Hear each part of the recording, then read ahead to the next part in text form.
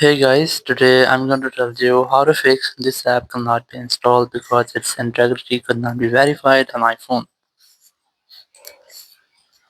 If you are using any iPhone or any iPad and you're trying to install any app, but you face this type error, so let's see some possible fixes for this. So the very first thing you can try to go to your settings here, go to general, go to software update. Just try to update your software because sometimes it might be that your software is not compatible with the latest apps. So you can try to update your software to get that compatibility.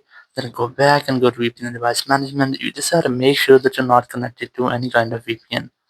Once you have done, just go back, then go to Apps section, and here just look for Safari or your own browser which you're using.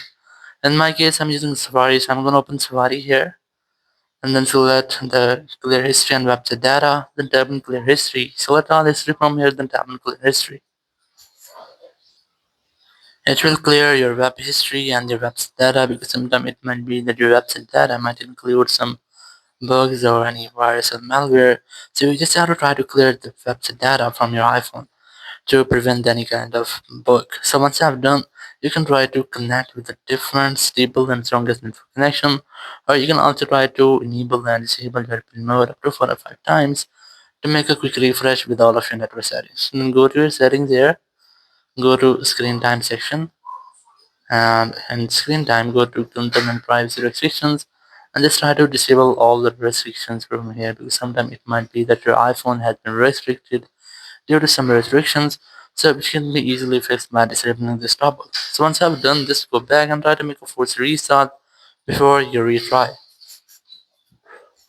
Now to do that, just quickly press and release the volume up, then volume down, press and hold the power button, and wait for your phone until the screen goes fully black.